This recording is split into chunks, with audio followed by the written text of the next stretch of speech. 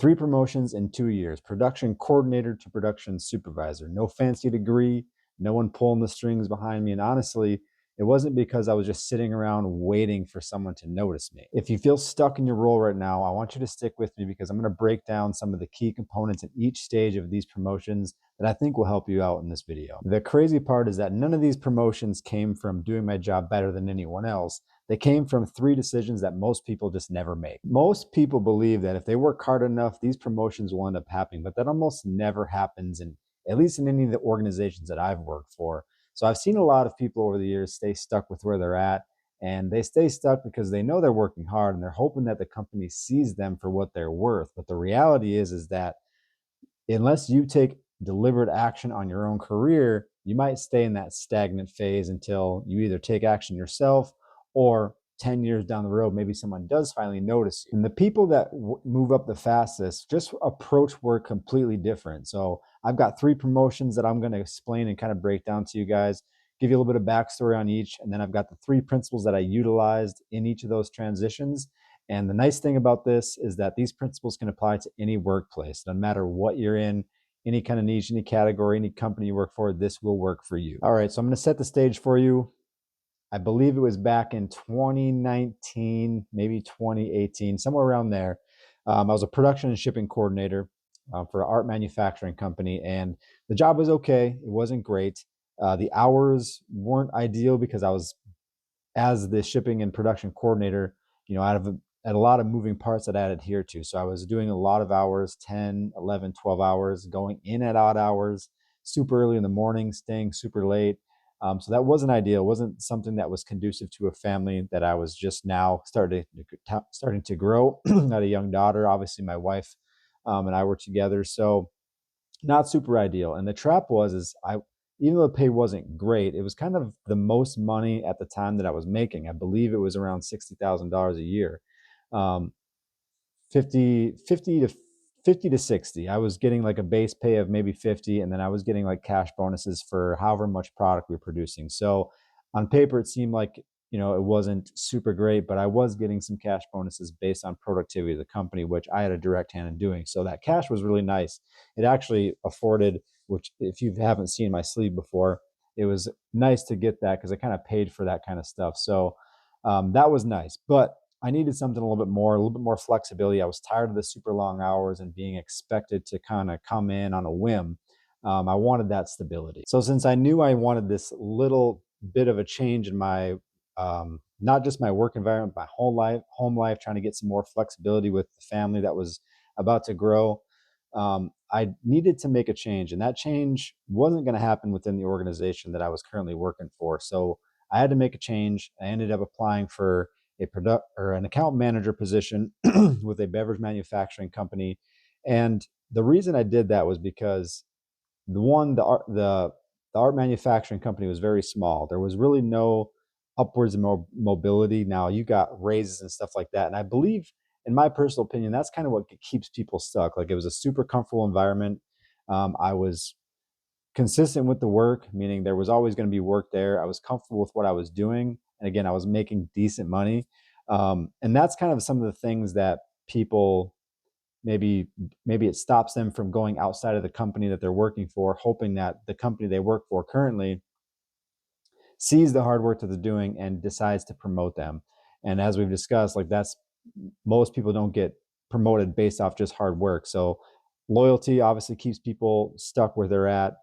Fear of change is probably a big one that probably keeps people stuck where they're at. And then again, waiting for those internal promotions most of the time that don't come unless you're willing to go outside of your own comfort zone to get that yourself. And so the outcome was I applied for the account manager role. To not my surprise, I got the role. A lot of the carryover from what I was doing as a production and shipping coordinator, dealing with clients directly, translated well to that new role. So it was better pay. It was a bigger opportunity with a company that was a little bit bigger. And when I got the job, I was very excited because I was finally going to get some more stability to that home life that I was looking for. Principle number 1 after that outline is promote yourself. Right, I promoted myself from a shipping and production coordinator to an account manager role. Now, again, I applied for that role. So you might be kind of saying, well, you didn't really promote yourself, but I'm the one that took the initiative on my career. And that's what you've got to do. If you feel like you're stuck, if you feel like that you've been waiting for years for your company to notice your hard work and all the extra curriculars that you do, and it's not paying off the way you're hoping for, you've got to take accountability of your own career. And I understand the fear of change. Maybe you really love your job, but if you're looking for more out of your career, you're the one that's got to set the stage for that promotion to happen. So promote yourself is the principle one. Sometimes the biggest promotion doesn't come from the company, it comes from you, whether that's venturing out to a new company or, again, maybe taking it into your own hands. Maybe you talk to a supervisor or a manager, whatever the case is, at least get that clarification like, hey, I've been doing this, I've been doing this, I've been doing X, Y, and Z. I feel like I've earned X, Y, and Z.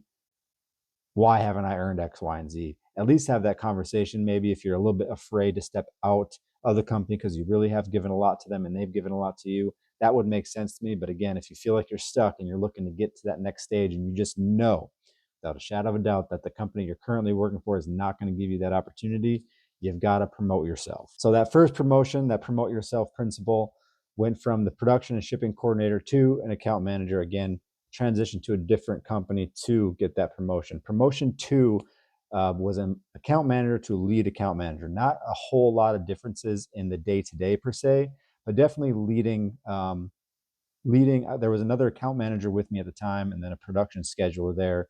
I wasn't necessarily like the boss of anyone per se, but I was the lead account manager. I was the one taking on new inquiries, taking on specific tasks as outlined by the director of uh, client services, I think that was the name at the time. And, every workplace has tasks people avoid. And so the biggest thing that I took on at the time was new hire onboarding. And I liked it because it put me in front of people who are just entering the company. I got to explain the company, what we do, why we do it, how it affects every, day people. And we're a beverage manufacturing company. So on the outside looking in, it doesn't seem like, oh, it's just beverages. But the company tried to align with brands that produce quality beverages and that had some sort of health benefit for the most part. So I remember the director of client services, my boss at the time, asking for this specific role to be volunteered for. We were sitting in a group of our client services. I think there was like 4 or 5 of us in there. The 2 account managers, the production scheduler, the purchase manager, and then maybe the kind of the accounts. She did a lot of the shipping and handling and stuff like that. So basically, she just asked if anyone wanted to volunteer. If we wouldn't have, stepped up, I'm sure that she would have asked someone else. But basically a minute, 2 minutes went by, no one volunteered. So I, of course, had to volunteer. And I've always taken it upon myself, knowing, right, with the principle one and some of the stuff that I've been able to do, entering organizations, starting from the bottom and then climbing slowly. And that leads me into principle two. And that's just really take the work that nobody wants to take. Seems very simple, but in today's day and age in society, I feel like that's something that's definitely lacking. So many people will say things like that's above my pay grade or that's not my job. And the reality is if you've said that in your current career or in the past, that's probably why you've never really been considered for higher roles or higher responsibilities. The reality is that most companies will see that you're taking on these added responsibilities and you're just volunteering for it. The good ones, at least. Obviously, if you take on extra roles and responsibilities, you have a conversation with your direct report, your supervisor, your manager, whatever the case is. In my case, the director of client services, and basically advocated for a pay increase for specific roles. The nice thing is this came with a pay increase, and it came directly from this principle. And I was taking the work that nobody wants, and that shows initiative. It builds visibility and credibility, and it makes you harder to replace. Obviously, as an organization, when you know someone is just willing to raise their hand and say, yeah, I got it, not just for yourself, it is for yourself, of course, but it's also on behalf of the company because you want the company to succeed, and the company will see that. When you're volunteering for the work that just nobody wants to do, you really just set yourself up for success, again, by making yourself a little bit harder to replace. And nowadays with AI and all this stuff going on, there's a lot of opportunities for individuals to replace production workers specifically, but almost any worker that can be replaced by AI has probably been considered at some point or another. So how do you separate yourselves from that group? How do you make yourself so damn good at what you do that you're just, that the company looks at you and say, we just can't get rid of Josh, or we just can't get rid of Dave, whoever it is, you know, that's got to be the talking point, and why you take principle 2 to heart. It's one of my favorite principles, and it's the thing that has really separated me from the rest of the pack in my career so far. Now, you might be watching this and thinking to yourself, well, my workplace doesn't reward initiative. And I used to think that exact same thing too, but this third principle that I'm about to go over really just shattered that for me. And it really busted that whole myth inside my head. Promotion 3, lead account manager to production supervisor. So the backstory on that is where I really feel like that I started to separate myself in to be in consideration for that role was, as the lead account manager, I often put myself into the client's shoes. When you do that, you find yourself thinking like, oh, this is my brand. If this was my company, what would I do?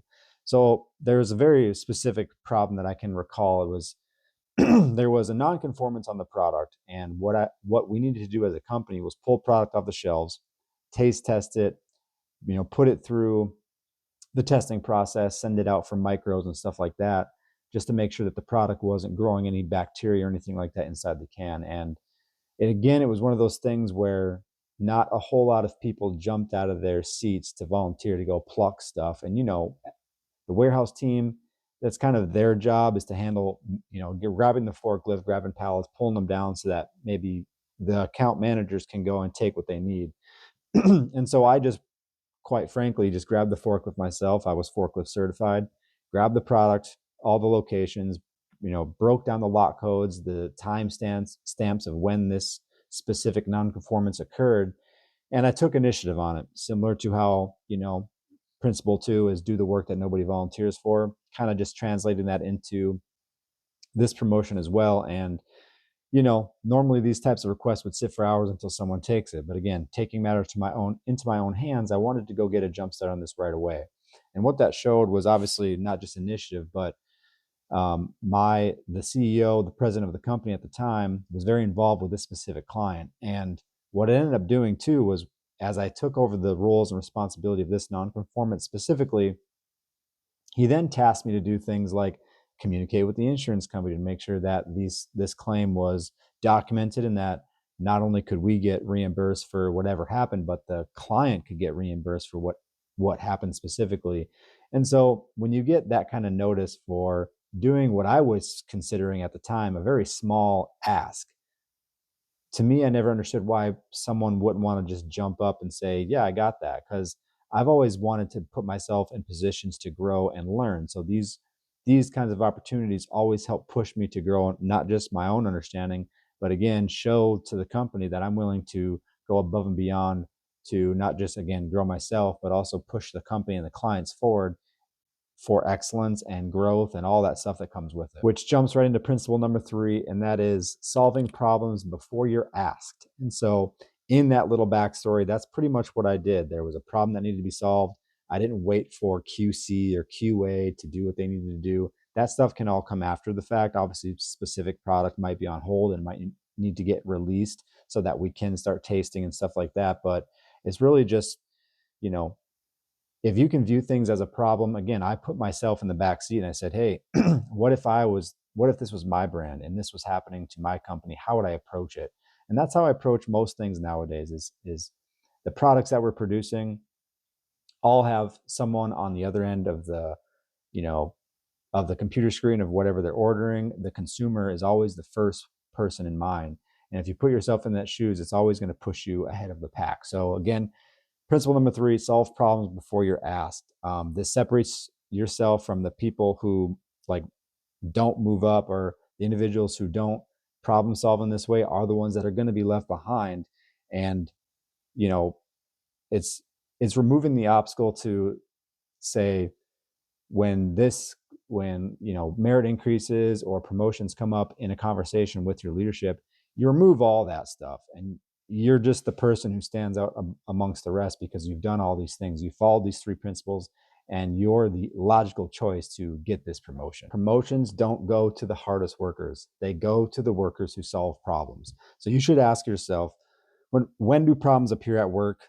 Do you wait to like have people throw ideas out there on how to solve them? Or do you just jump right in and say, hey, I got something that I might, an answer that might be able to solve this problem? Those are the things, again, that's going to be the mindset shifts that take you from, basic, ordinary worker to above average worker who gets considered for these kinds of promotions in a very short amount of time. So recapping the 3 principles that I think will help change your career trajectory, certainly help mine. 3 promotions in 2 years, something that I never thought possible. Putting a dollar figure on that, when I first started in kind of my professional career after the military, probably right around $40,000 a year, up around $85,000 a year right now. So super happy about that, proud of myself. So these principles, I think, if you take them to heart, can help you. Principle number 1, promote yourself. Don't wait for your company to, hand you that next step or tell you exactly what you need to do. Even though most people will like tell you exactly what you need to do to get to X, Y, and Z, just do it yourself.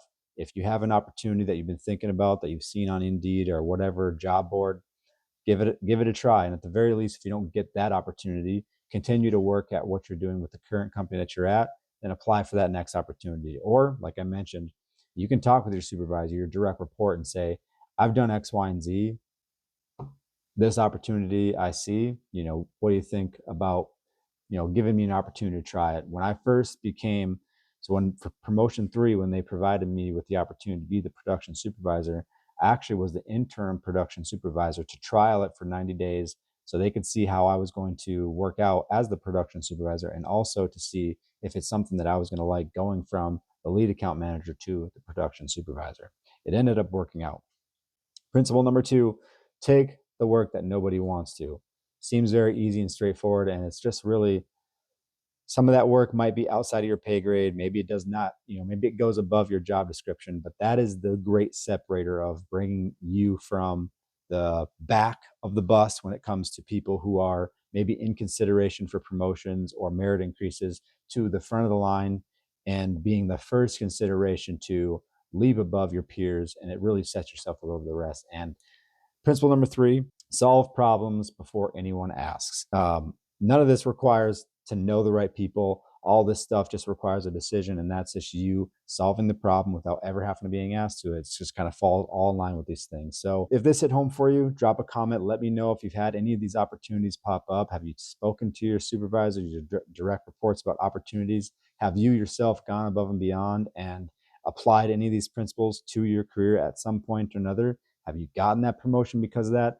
Literally, I'd love to know. I'd love to talk about it in the comments, because I've obviously, these videos I do really do help people. Like when they go in the comment section, people are looking for other people's input on their experiences. And my whole goal of this channel is to help that next person, be better in any way, shape, or form, and in all areas of their life. And if you're new here, obviously, you'll see that I make videos on personal development.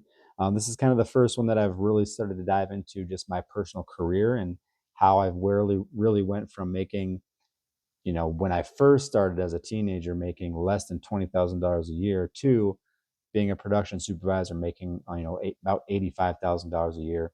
No degree, even though I do have some college education. I've done a lot of self-development personally, within the companies that I work for, but also outside of it, extracurricular stuff. I would sign up for free online courses. All that stuff pays dividends on the back end, and it looks good on a resume too. So if you enjoy videos like this, consider subscribing, and we'll see you in the next video.